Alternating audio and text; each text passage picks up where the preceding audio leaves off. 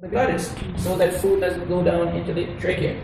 So again, epiglottis, glottis, blue in front is the thyroid cartilage. There are many cartilages, but this is the only one that you're responsible for, not the one at the back. That's a different type of cartilage.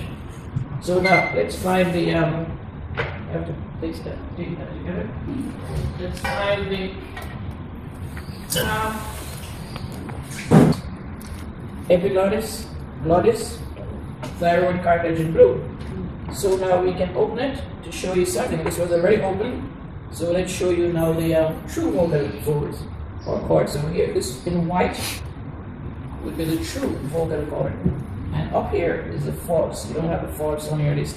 But the one that has a pearly white would be the true vocal cords or folds. Now, down here is the trachea. So the trachea has rings of cartilage. So if I'm on the blue, that would be the cartilaginous rings. If I go across, the answer would be trachea. Let's look at another model that shows the. Again, if I'm on one of the rings, the answer would be cartilaginous rings. And the question would be specific. If I'm not on it, I'm looking for the word trachea. And now here again is the trachea. And these are the cartilaginous rings. And it splits into right and left primary bronchi. So now you have to be specific. So it's down on the table. This is my right hand. So this would be the left primary bronchi. And this would be right primary bronchi. You can't lift it up. The question is be specific, so you should know. When you're shaking someone's hand to go across, this is my right hand, so therefore the right is here, and the left is on the other side. And now we move on to the lungs. We're not responsible for these. These are the bronchioles. So you're stopping here at the primary bronchi. Now we come to the lungs. And this would be your left lung. Why do we know it's a left lung? Because it has two lobes. So this would be the superior lobe, and this is the inferior lobe. You have to be specific. Superior lobe, inferior lobe. This one has three, so we know it's on the right hand side. This is superior lobe, middle lobe, inferior lobe. This is a repeat, we did this before, so we're done with the respiratory system. Okay, let's go to the digestive system. Where you can come in and practice. And the lips are called the labia. So you have the upper labia and you have the lower labia. And now the salivary gland. Well, they only asked us to name one salivary gland, and that is the parotid gland. There are others, you're not responsible for it. So again, here is your masseter, and this gland that lies right in front of the masseter would be your parotid gland. It is a salivary gland. So here is your, we're not responsible for this one until the submandibular, and there's one on the tongue, which would be the lingual. We're not responsible for that. This is the one we're responsible for, and that's the parotid, which is the salivary gland. If I use this one, again, here it is, the parotid gland. And this is the duct that leaves there to bring the saliva to empty it into the mouth. So that's the parotid gland. Now we move on to the teeth. And these are the incisors. You have now to be specific. Remember, what you have here, the same thing here, the same thing here, the same thing up here. So this is a central incisor, and the one next to it would be the lateral incisor. You have to be specific. Central incisor, lateral incisor. The pointed one is the canine. These two are the premolars, and these are the molars. And then if you have a third one, that would be a molar, which is the wisdom tooth. So again, it will be on the test. So you can say incisors, you can use the word cuspids for the canine, and you can say bicuspids for the premolars, and these are the molars. This is the sagittal half of the tongue. Sagittal half of the tongue. And then we move on to the pharynx. The tube in the throat is the pharynx. So the part that is closer to the nose would be the nasopharynx. The part that is closer to the mouth is the oropharynx. Part that is closer to the larynx would be the laryngopharynx. And now we move on to the esophagus. Nice. Here's your trachea. And this tube that lies behind the trachea is the esophagus. And here is your ascending aorta. So the trachea followed by the esophagus that lies behind it. Now we go to the stomach. We went as far as that last time. So this is the stomach, all of that, and this would be the end of the esophagus. So the part of the stomach that is closer to the heart would be the cardiac region. So I'm pointing out the cardiac region. And right here would be a ring of muscles. And so since this is closer to the cardiac, this is called the cardiac sphincter. The word sphincter means ring of muscles. So the cardiac sphincter would be here. And the last part of the stomach, which is here, is the pylorus. This is the first part of the small intestine, which is the duodenum or the duodenum. So here you have a sphincter, the cardiac sphincter, close to the cardiac region, the heart. And this is the pylorus here. Not seeing the pyloric sphincter there, but we have another model that shows. Here is the cardiac sphincter, and this time you're seeing the pyloric sphincter. The pyloric would be the very end of the stomach. That one is not open, so you can't see the sphincter, the ring of muscles. Pyloric sphincter, cardiac sphincter. And now we go to the fundus. Fundus, F-U-N-D-U-S. So all of this here is the body of the stomach or the corpus, the body or the corpus. Out here is the fundus. Fundus, the cardiac region, cardiac sphincter, body or corpus. Pylorus, pyloric sphincter, so to repeat. The cardiac region, the cardiac sphincter, the fundus, the corpus or the body, the pylorus, pyloric sphincter. So that's the stomach. The fundus is the backside. And we're not going to go inside. Here you have for the lecture it's important. We're inside of the stomach, you have folds called the rugae. I'm not going to add on anything to this list. Okay, so now let's move on to the liver. I'm going to divide up into lobes. There are 4 lobes. And in green is the gallbladder. Here's the gallbladder. This is the liver. That's the gallbladder. This is the liver. We learned in the lecture that there is a falciform ligament that separates the 2 large lobes. This is the remains of the umbilical cord. Again, green represents the liver because the bile salts are green in color. So this would be green. So that's the gallbladder. Oh. The green is the gallbladder. That's the gallbladder. This is the gallbladder. Now we come to the pancreas. So this is the first part of the small intestine, called the duodenum or the duodenum. And this would be the head of the pancreas. The tail is here, a little portion is broken off. And this would be the body of the pancreas. And the white represents the pancreatic duct. So the head, the tail, the body, and the pancreatic duct. Let's look at this. This is also the pancreas. It lies right behind the stomach. So when a person has pancreatic cancer, you don't know until it's really in the next stage because this is actually, the stomach is hiding it. Here's the head, that's the tail, the body, and the white represents the pancreatic duct. Okay, so moving along, we're now at the small intestine. Here is the pancreas, the head, the tail, and the pancreatic duct. Remember, I can use any of these models. So now we're doing the small intestine. The first part of the small intestine is the duodenum, which I told you that looks like this is the first part. Here's the duodenum. If we take this again by itself, that's the first part. How do you know? Because inside you have finger-like projections called the villi. So here is the duodenum, the first part of the small intestine. The middle part of the small intestine is called the jejunum. I can't test on it because it doesn't really show. It shows the beginning, which is the duodenum, but doesn't really show where the jejunum starts and where it ends. But can test you on the ileum. The ileum is the last part of the small intestine. So the jejunum is in the middle. So I'm not going to test you on that. But here is the ileum, the last part. How do we know it's the last part? Because it ends right there. And it ends right there. And this is testable. This is called the ileocecal valve. So now, because this is the cecum, first part of the large, and the end of the small, this valve is between the ileum and the cecum. So it's called the ileocecal valve, testable. So we know that this is the ileum. We know that this is the duodenum or the duodenum, however to pronounce it. This will be the first part again. It's open to show the villi inside. So here is the duodenum or the duodenum. This is the ileum. and this is the ileocecal valve, which is testicle. And now we come to the large intestine. This is the cecum, first part of the large intestine. That's the cecum. And right here is the cecum. Open, that's a closed cecum.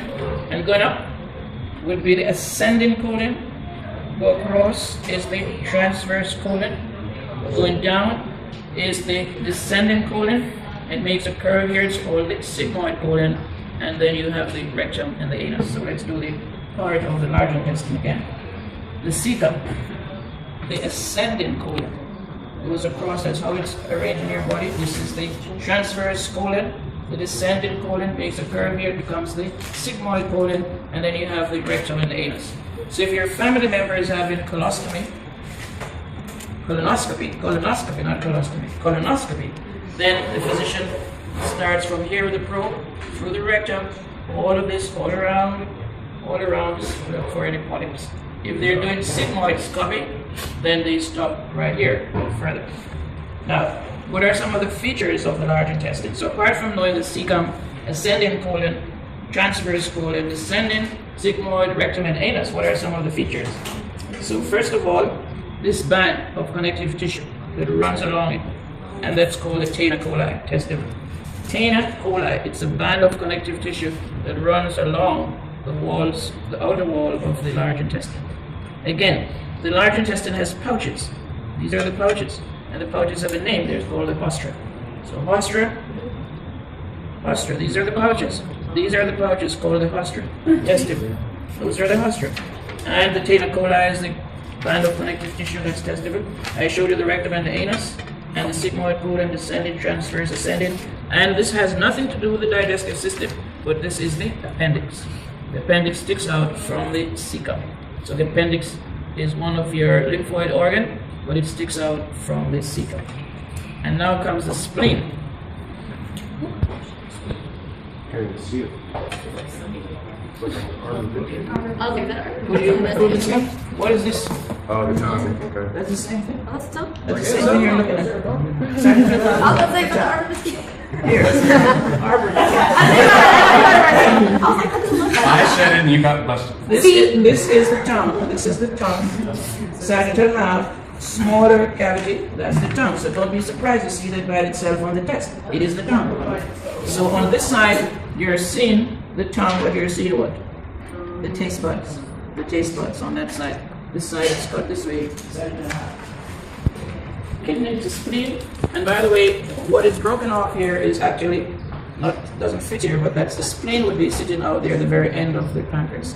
The spleen, only one spleen that sits on the left hand side of the body. So by itself, testicle, that's the spleen.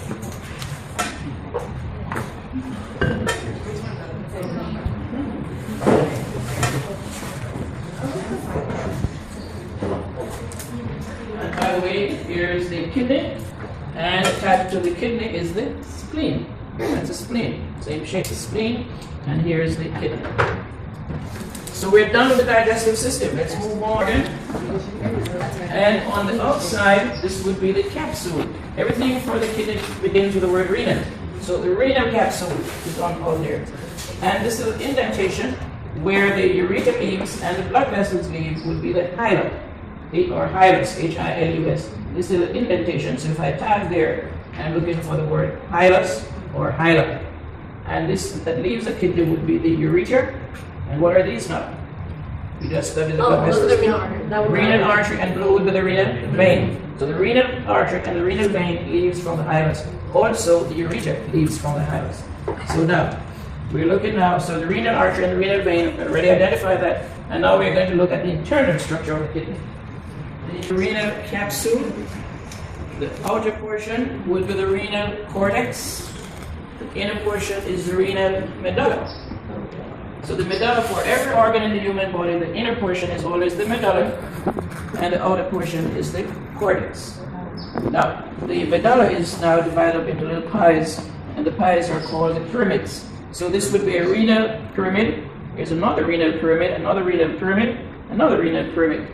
And now at the tip of the renal pyramid, where the urine is going to leak out, right there would be the renal papilla.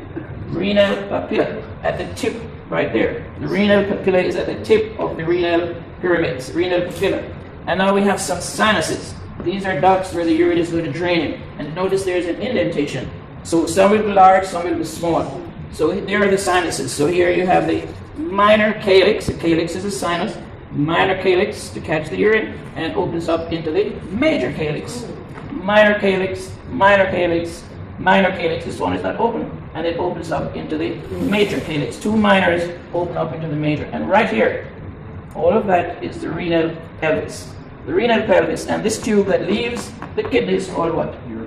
The urethra. So here's the urethra that leaves the kidney. So let's again go inside. Here is the renal capsule. Here is the renal cortex. If I go across, by the way, I'm looking for the renal medulla. If I stay on one, what am I looking for? Renal pyramid. Renal pyramid. And if I go to the tip of the renal pyramid, I'm looking for the renal papilla. Please introduce it with renal papilla. And here is now the minor calyx, major calyx. So when the urine is made, it drains through the opening, which is the papilla, into the calyx. Then it now enters into the renal pelvis, and it's on the way to the bladder by means of what? Urethra. Okay, so now let's go to another one. Kidneys, right and left. And you notice that one is a little bit lower than the other. That's how it is. So now we're going inside. Again, the renal capsule, the renal cortex, the renal medulla, but if you stay on one, it's the renal pyramid. And it shows you the papilla, and this would be the calyx. Minor calyx opens up, becomes major, and down there would be the renal pelvis. Now, which I'm not going to add, but just for your lecture, all these tubules inside, those are called the nephrons. The nephrons. If the person has nephritis, that means those tubules become inflamed. So now, watch carefully now. We're leaving the kidney, and the tubes that leaves the kidney are called what? The urethra. These are the two ureters. And it's going to empty where? Into the urinary bladder. Remember, we have a urinary bladder. So it fits like that. And we're going to find out when we do the reproductive system that this model is really male, because this represents what? The prostate gland. So it's a male model. And these two represent what? Let's put your thinking cap on. So the female would not have testes. Testes would be down there. Seminal vesicles. Seminal vesicles. Seminal vesicles. So this is the prostate gland, and this is the. Come on, really? And what is this now? That would be where the opening of the urethra. So what is the word here? It's on your urethra. Urethra. So these are the ureters, and you only have one urethra, and that's the urinary bladder, prostate gland, and these are the seminal vesicles. Any question about the What's the ureter again? These are the ureter, U-R-E-T-E-R. This is the urethra that leaks out the urine from the urinary bladder. This is the male prostate gland. These are the seminal vesicles. So now let's go to the back side. It's getting easier. And now let's see now who knows the reproductive system. Take note that this is the prostate gland, the testicle, and these are the seminal vesicles.